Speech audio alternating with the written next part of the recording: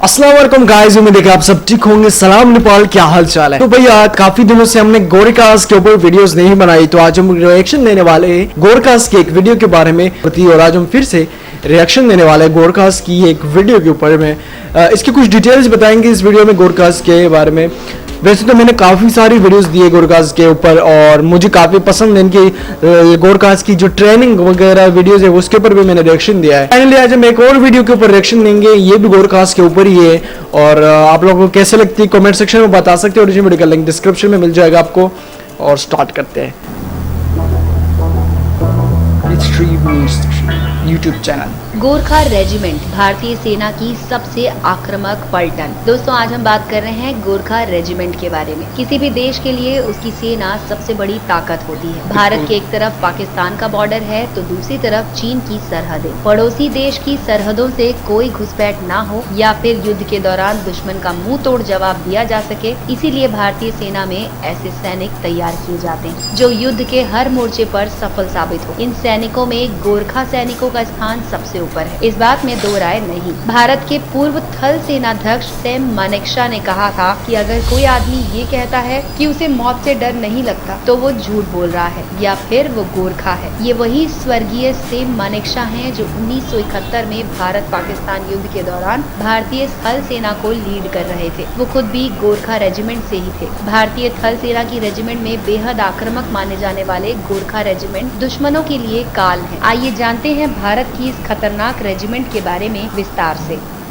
नमस्कार दोस्तों, स्वागत है आप सभी का हमारे चैनल हिस्ट्री मिस्ट्री में, जिसमें हम बहुत सारे रोचक और अनसुलझे रहस्यों से आपको रूबरू कराते हैं। कायर हुनु भंदा मरनु रामो। दोस्तों गोरखा में लिखी गई इस पंक्ति का सीधा अर्थ ये है कि कायरता की जिंदगी जीने से बेहतर है मरना। Better to die than live like a coward. Gorkha regiment की शुरुआत 1815 में हुई थी। उस दौरान ये रेजिमेंट ब्रिटिश इंडियन आर्मी का हिस्सा थी। बाद में जब भारतीय थल सेना वजूद में आई तो इसका नाम गोरखा रेजिमेंट रखा गया। युद्ध में अपनी बहादुरी और आक्रामकता के लिए पहचाने जाने वाले गोरखा भारतीय सेना के सबसे बेहतरीन सैनिकों में से एक माने जाते हैं। अपनी निडरता के चलते इस रेजिमेंट को भारतीय सेना द्वारा कई महत्वपूर्ण पदक और सम्मानों से नवाजा जा चुका है। हर देश की सेना के लिए जरूरी होता है कि उसके सैनिक बेखौफ होकर लड़ें, ताकि दुश्मन के हर नापाक मंसूबों पर पानी फेरा जा सके। गोरखा रेजिमेंट के सिपाहियों को इसमें अव्वल माना जाता है। खुकरी गोरखा सिपाही की पहचान। दोस्तों भारतीय सेना में हर रेजिमेंट की एक खास पहचान होती है। जैसे कुमाऊं रेजिमेंट की पहचान शेर के सिंबल से होती है, डोगरा रेजिमेंट की पहचान चीते से होती है, ठीक वैसे ही गोरखा रेजिमेंट की पहचान 12 इंच लंबी मुड़ी हुई खुकरी से होती है। ये खुकरी का सिंबल अधिकारी से लेकर सिपाही तक की वर्दी के कंधों और सेना की टोपी पर बना होता है। इस खुकरी का इस्तेमाल सुरक्षा के लिए करता है गोरखा सैनिक, फिर चाहे वो खुद की हो या फिर देश की। ऐसे मौके आए हैं जब गोरखा के सैनिकों ने सिर्फ अपनी खुकरी के बल पर आम लोगों की जान बचाई है। खुकरी एक तरह का धारदार खंजर होता है। IMA में ट्रेनिंग पूरी करने के बाद जब आर्मी ऑफिसर को गोरखा रेजिमेंट में भेजा जाता है तब उन्हें वहाँ खुकरी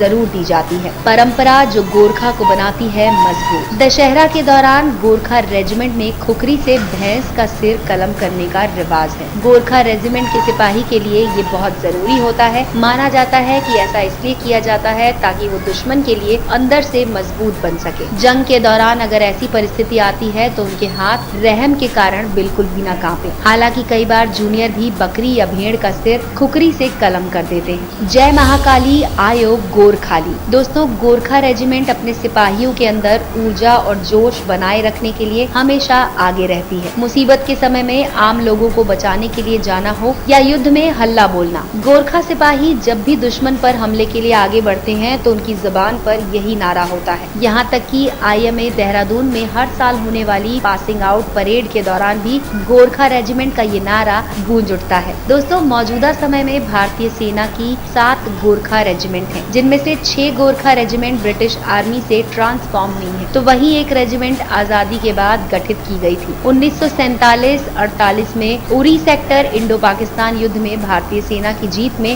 गोरखा के सिपाहियों सिपाहियों ने अहम योगदान दिया था। वहीं 1965 से लेकर 1971 में कश्मीर में हालात खराब हुए तो गोरखा ने अपना रोल अदा किया था। गोरखा रेजिमेंट के उस जज्बे को सलाम जिसके तहत वो देश की रक्षा के लिए खुद को हंसते हंसते कुर्बान कर देते हैं। भारतीय सेना ऐसे ही सिपाहियों और एक से बढ़कर एक रेजिमेंट के बल पर अपने देश की आंतरिक और बाह्य सुरक्षा करने में पूरी तरह सफल है। दोस्तों, आपको हमारी ये वीडियो कैसी लगी हमें कमेंट सेक्शन में जरूर लिखकर बताएं। दोस्तों, सब्सक्राइब करें हमारे चैनल हिस्ट्री मिस्ट्री को और बेल आइकन को दबाएं रोचक और अनसुलझे रहस्यों से जुड़ी वीडियोस सबसे पहले देखने के लिए।